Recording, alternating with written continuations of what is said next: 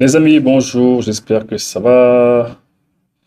Très rapidement, l'armée française a créé un commandement spécifique pour l'Afrique, similaire à ceux déjà mis en place par les armées américaines, marquant une étape clé alors que la présence militaire française sur le continent est en nette diminution dans la région du Sahel et dans d'autres pays.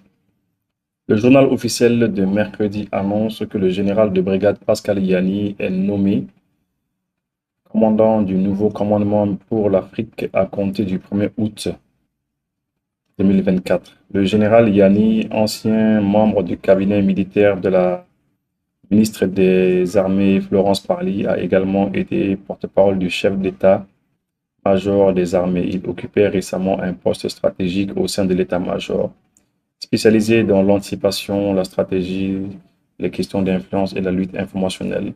En février, le président Emmanuel Macron a changé l'ancien ministre Jean-Marie, a chargé l'ancien ministre Jean-Marie Bockel de discuter avec les partenaires africains de nouvelles modalités de la présence militaire française sur leur sol.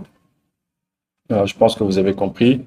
La France aussi, comme les États-Unis, ont décidé de créer un commandement spécialement pour l'Afrique. Et celui qui va le diriger en France, c'est ce monsieur. Ce monsieur que nous ici, on connaît. On le connaît quand même ici au Mali. Parce que bon, c'était lui qui était le porte-parole, il était le porte-parole des armées à un moment donné, des armées françaises, un truc comme ça. Et à chaque fois, c'est lui qui sortait pour dire du mal du Mali et puis des pays de l'AES. Chaque fois, ce monsieur, on le connaît. Sur le plateau de France 24, il sortait pour dire du mal, pour toujours essayer d'avantager la France dans tout ce que la France, elle faisait. Même quand ça ne fonctionnait pas très bien pour la France, il ne le reconnaissait jamais. On le connaît ici. C'est un visage qu'on connaît. Mais bon, voilà, on comprend qu'il défend son pays, c'est normal.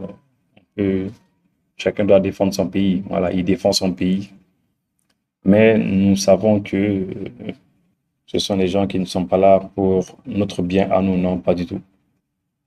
Il a été nommé comme le patron du commandement dédié à l'Afrique. Donc maintenant, chacun crée un commandement spécial. Ça veut dire quoi? Ça veut dire que dans son armée, chacun va essayer de voir dans son armée, on va choisir des militaires là, et eux, ils vont s'occuper spécifiquement de l'Afrique. Tout ce qui se passe ici, toutes les stratégies qu'il faut développer ici, tout ce qu'il y a lieu de faire ici, ils vont le faire. Ils vont réfléchir à cela. Bon, il faut reconnaître que actuellement, la France est dans une dynamique, est dans une dynamique de quand même, il faut le dire, de diminuer leur personnel militaire ici. Effectivement, ils sont en train de le faire. Euh, alors, en tout cas, ce qui est sûr, c'est que nous savons déjà ce qu'ils sont en train de faire et nos pays sont en train de se préparer à toute éventualité. En tout cas, ce qu'ils veulent faire, ils disent que dans un certain nombre de pays, ils veulent diminuer leurs effectifs. Bon, puisque dans le Sahel, ils n'ont plus d'effectifs, déjà, c'est assez clair. Ils n'ont plus d'effectifs, nous, on les a dégagés. Mais ils disent qu'ils ont quand même quelques 600 militaires encore éparpillés. Ils disent que, par exemple, la France ne gardera en principe qu'une centaine de militaires au Gabon. Ils veulent garder seulement une centaine de militaires au Gabon. Ils veulent, contre 350, ils veulent garder une centaine aussi au Sénégal, contre 350 aussi. Et ils veulent garder une centaine aussi en Côte d'Ivoire, contre 600. Et environ, ils veulent garder, au lieu de 1000, ils veulent garder 300 militaires au Tchad.